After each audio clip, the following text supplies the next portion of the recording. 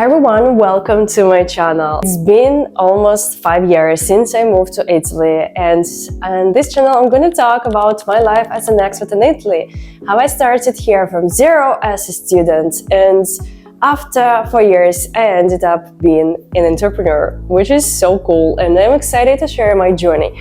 Also, I believe that each of us has a unique journey, so I'm here to share my journey. To begin with, let me give you a little bit background about myself. I was dreaming about life abroad for almost 10 years, and the funniest thing that I never believed that it can actually happen. I just had this idea, but I never did anything about it. So first of all, I didn't speak any languages, I didn't speak English, I didn't have enough money, I didn't know how to, and last but not least, I didn't know where to move. So I just knew that I want to live abroad, but I didn't have any idea about countries. And it's so funny for me because I just feel that I was so ignorant and stupid, and I didn't have any idea what is life in North America, what is life in Europe. I didn't even travel. That was the first idea that I just had in my brain, in my mind, but I never acted. And I've been working in my small hometown where I was born. I work in the marketing, and everything was good, but till a certain moment when I just realized that I cannot live this way anymore, I gotta do something. And the first move was just moving to a bigger city. I'm from Russia. I moved from a small hometown and I moved to the biggest city like St. Petersburg to start a new life, because obviously in big cities there are more opportunities. And I was lucky because I found a good job and I was kind of successful, but this job also helped me to travel. And I started traveling for the first time. I visited a lot of different countries in Europe, also in Asia, and also in North Africa. So for me, it was like the whole new world that I wanted to explore, and that confirmed my idea that I want to live abroad. I also started to learn English at the same time, and everything was like normal life, have a hobby to learn English, like traveling, work 9 to 5, and so on. And 5 years I was living this way until, again, I realized that I gotta do something. I wanna meet new people. I wanna live abroad. I wanna establish new connections. I wanna live in the international environment, because in my country, even if I speak English and I do a lot of efforts, pay a lot of money to learn it, but I don't have people to practice English. Also, I was passionate about Spanish language, and all this international environment attracted me a lot, and I wanna live in this life.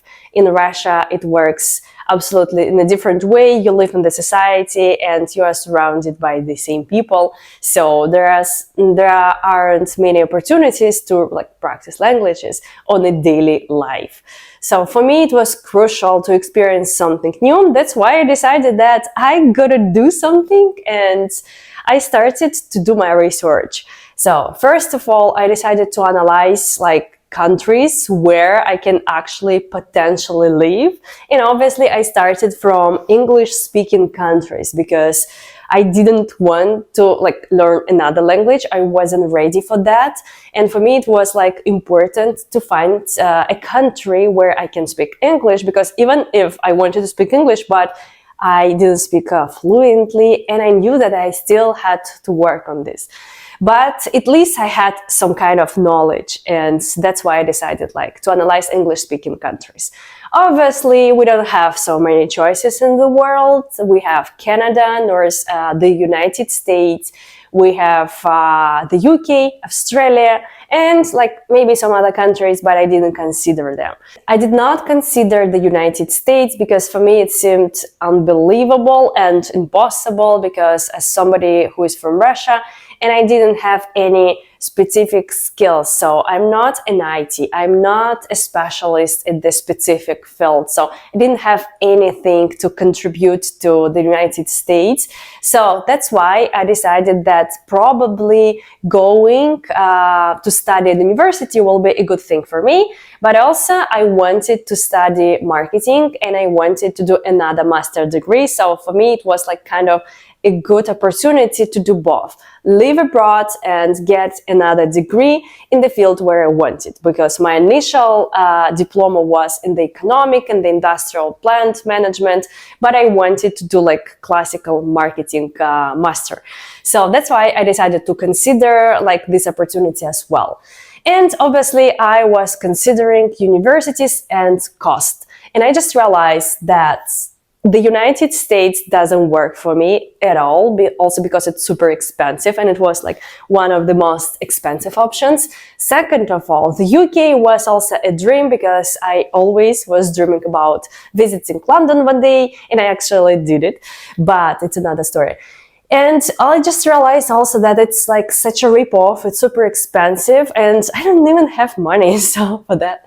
And also the worst thing about these countries was the fact that after the university, nobody actually needs you, and you will have only 1 year to stay in the country to try to find a job. And it seemed kind of very difficult to stay after getting this expensive diploma. And also, for that reason, I considered Australia, which was kind of attractive for somebody who would like to start a new life in an English-speaking country and study at the same time, and Canada. So I crossed two countries, and I was considering and comparing like Australia and Canada. Somehow, Australia attracted me a lot because of the climate and because it's like very exotic and something really new, while Canada seemed to be like very similar to Russia in terms of climate and in terms of some factors as well. And I considered at this point Australia was more attractive. I just was dreaming about it, but somehow I just understood that Australia costs more and it's more complicated for me to move there. So that's why my first choice was Canada, and kind of unbelievable right now, because knowing the current situation in Canada, I'm feeling great that I actually didn't do this and I'm here in Italy. Finally, after the long research, after watching tons of different videos, how people live in Australia, how people live in Canada, and comparing every single aspect, I ended up with my choice, and it was Canada. And I found there are so many opportunities to stay in the country. It was a country of immigrants. They actually attract a lot of immigrants. And I thought that I can be a good fit for this country. And also, it didn't seem to be like so expensive. It's still expensive, but less expensive than Australia, the United States, and the UK. So when I made this choice, I realized that I have a problem. I don't speak English and I still didn't have money. So I did the first step. I chose the country, but I didn't have the rest. So also I decided that, and I discovered that it's important to prepare for Canadian visa, because I didn't have a long travel history, even if I travel a lot, but I never been to English-speaking countries. So for that reason, I decided to do both, and I decided to start travel for English-speaking purposes. Simply, I wanted to learn English in an English-speaking country. So I quit my job and I went for 1 month to Malta. And it was such a cool experience, so I improved my English a lot. Then I came back to Malta again.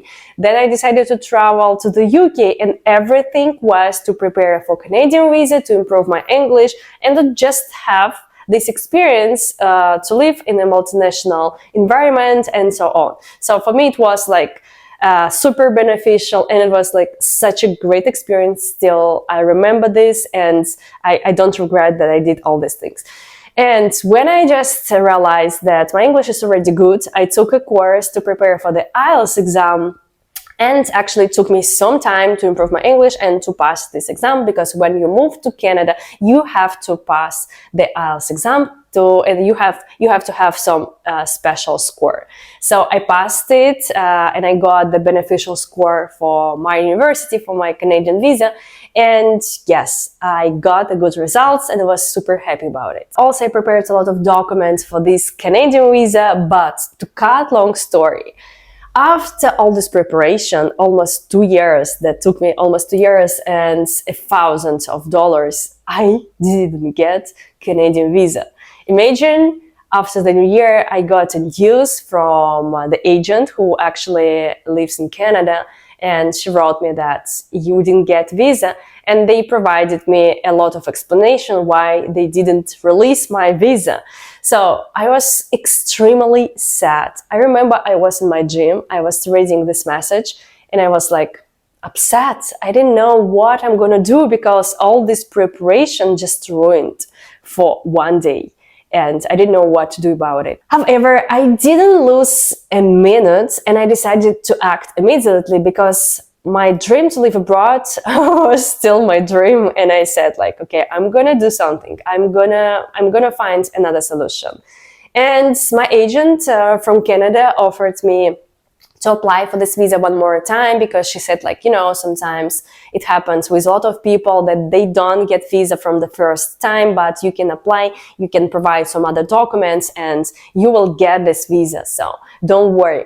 But I didn't want to lose my time. I didn't have I wasn't 100% sure that I will get my Canadian visa from the second time. And thanks God I didn't get it, because it was before COVID. And after 2 months from that moment, everything was in lockdown and nobody could even travel to Canada or to any other country. So I decided also at that point, I didn't know, of course, about COVID, but I decided that I'm gonna act immediately to do something about it, because I was already ready to move. Like, I already had money, thanks to my family who helped me with this. And I also had some savings. So I decided to find another country, and that's how I started to compare countries in Europe. It was even harder for me because I traveled in Europe. I've been to many different countries. Spain was one of my favorite places on earth. I loved Barcelona. But still, not only did I wanted to move abroad, but actually I already realized that I need actually to find a country where I can grow professionally, where I can find a job, where I can be successful, where I can rely on myself, that I need to be independent and have a job, which is kind of difficult in Spain and in many other countries in Europe. So I was looking at Germany, Netherlands, Austria, and I think that's it, because these countries economically more prosperous, at least back in that time. So I was comparing. I also look at cost to study and at cost of living, obviously, but didn't have Italy in my mind. I didn't have Italy in my list, and I didn't even travel to Italy. So for me, it was something like that I wasn't familiar with, but somehow I just found some random YouTube video when somebody talked about how it is easy to study in Italy and how cool is it. But not only was it like about fun and cool, but it's actually possible to do for free. And it's possible to get scholarship here. And I was like, wow, I didn't even believe that it's like possible to do in any country in Europe, even if it's possible to do even in Germany, but it's like more complicated. And yes, the process is more complicated. So for that reason, I was like, wow, I love warm countries. I love countries with warm climate, warm people and everything, and the environment in general, which is not a thing in Germany. So for me, it was a new discovery that I was so crazy about, because I didn't know that it's possible. And also, I believe that it's cool opportunity for every student, not only to study in Italy, but also to get scholarship and even travel and maybe do Erasmus program in another country. And it actually opened a lot of new doors if you have a brain and you can build your strategy. Problem, I have never been to Italy back at that time. So I decided to organize quickly my trip to Italy. And also I wanted to visit Italy because I wanted to actually understand what city will I consider to move, because I just saw that there are so many different cities like Bologna, Rome, Napoli, Milan, and so many different cities where it's possible to study, and every city has a university which is kind of famous. So I was like thinking, okay, to make a decision, I need to visit this country because how can I make a decision without even being in this country? And also it's beneficial because it's close. Just take a flight and in 3 hours, I'm going to be in Italy. So I did it. I visited Rome, I visited Florence, and then Milan. And before traveling, I considered 2 different cities, Rome and Milan. And I found different universities in these cities. And yeah, it was kind of a cool experience. I remember in February 2020, before COVID, I landed here in Italy and I explored Rome, Milan, and Florence, but Florence was just actually for fun, just to see this beautiful city. When I stepped here in Milan, I understood that this city is for me, because Rome is beautiful, it's magic, it's fantastic. I cannot find the words to describe it, how cool is it for traveling, but I didn't think that it's a good option for me for life. So in Milan seemed to be like a good option, and yes, it's like a modern city with some Italian vibes. And after this trip, I was already convinced that Milan is a choice for me. Italy works perfectly for me. And somehow I started to look at universities. I was searching for different programs. While Milan was so complicated, I also discovered that there are other cities close to Milan, and a lot of people actually do this. And they go to study in a smaller town, but Milan is close, and whenever they need, they can travel to Milan, spend some time, and then they just pay lower cost for accommodation and everything. Everything is cheaper in the smaller cities, especially rent. And this is how I ended up living in Bergamo. And I discovered that Bergamo provided a great education. So for me, it was super cool and important because I found the program that absolutely fit all my requirements, and it was related to marketing, economic, and simply the name of this program was International Management, Entrepreneurship, and Finance. And I had 2 options. I chose the options to have a marketing related program, and it was so amazing experience, and I'm going to talk in next videos. After all this time, I'm going to tell you guys that yes, I made my choice super quick. I considered the opportunities for study here. I considered the opportunities to have another degree and didn't pay a lot of money, which is great because, you know, 4 years passed. I have another master's degree from the Italian university. I speak already Italian. I also had an internship here. I travel, and it's such a cool experience because if I just move to Canada, I will still speak the same language, English, but now I have more things and, let's say, more assets, my personal assets like diploma, more skills, and so on. So this is amazing, and I'm grateful that I was able to do all this. But also now I opened my company and I'm working on this, and I'm going to share in future videos. So I believe that it's possible to do everywhere, and if you have the right mindset, you can do it everywhere, because life in Italy is not a piece of cake. There are actually so many things which are difficult for local people, which are difficult for expats. And life, it's not easy at all, especially when you move abroad and you don't have anyone you can rely on. But with the right mindset, I believe that everything is possible. So I'm going to share the whole journey in the coming videos, and just subscribe to this channel to follow and stay tuned more about my journey here.